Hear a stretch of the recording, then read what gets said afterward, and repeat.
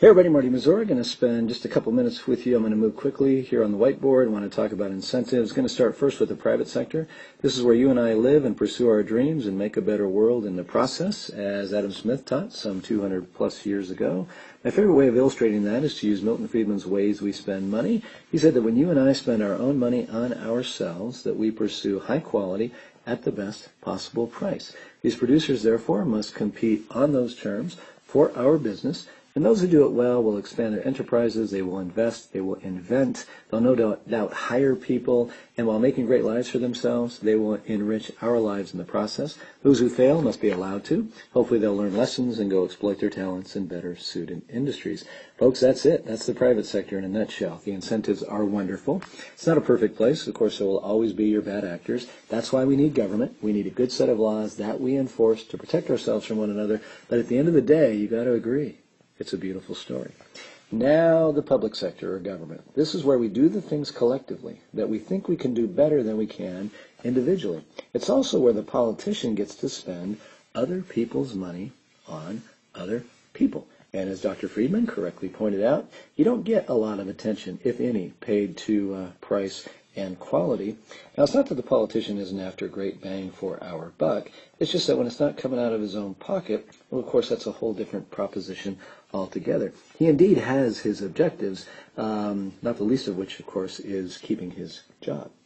These smiley faces, these are the special interests who believe they benefit from an ever-growing government and who the politician believes benefits him in his quest for re-election.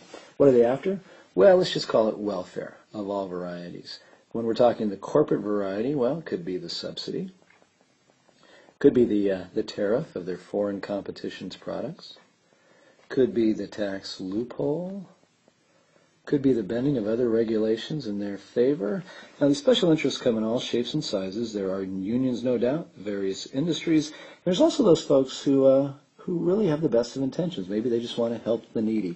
The problem is when they come here to do it, when they come to the public sector, essentially in the process, resources get extracted from the private sector, the place where incentives are, as I said, wonderful, the place where we get growth, where we get quality, where jobs are created, and perhaps these people that they would propose to benefit get benefited greatly in the process.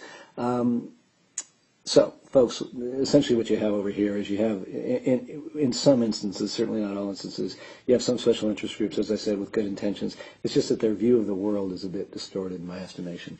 So we pay for all this out of current taxation. We pay for it out of future taxation as we pay on this ever-growing mountain of debt that funds this operation. And, of course, the special interests see that debt. They hear about the debt ceiling. Now they're scared. Maybe they'll lose their funding, maybe their subsidy. And they're screaming and they want more. So who do we tax? Who do we tax to protect ourselves? And hence we have the problem that we have. Also inflation, we pay for it that way as the Fed continues to create money that funds this ever-growing operation. Now the Fed would say that they are stimulating the private sector. Well, that's a whole other presentation. Let's just say it's very artificial.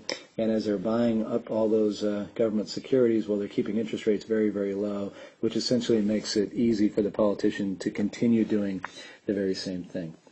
So, also, the producer, what happens when the producer comes over here and gets captured, can't resist, wants some of this loot, needs to lobby? Well, those are resources pulled from over here where the incentives are very good, allocated over here where the incentives, let's just say, aren't so good.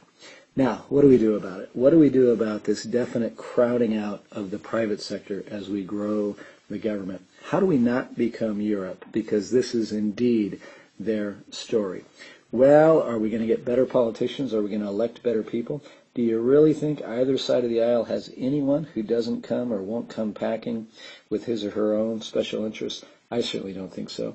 So is it the special interests? Can we get them to start acting differently? Well, of course not. Folks, what about this guy over here? What about you and me? I would suggest it's entirely up to us. I said in a recent blog post that deficit spending's terrible till some of it falls on your doorstep. Folks, that's what I'm talking about. We got to turn it back at the politician. We've got to essentially educate them that we are now better educated, and we see the threat of ever-growing government, and we need to arrest it.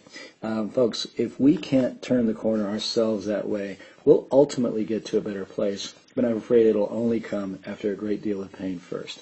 I'll leave it there. Thank you once again for watching and listening, and I'll no doubt be back with more. Take care.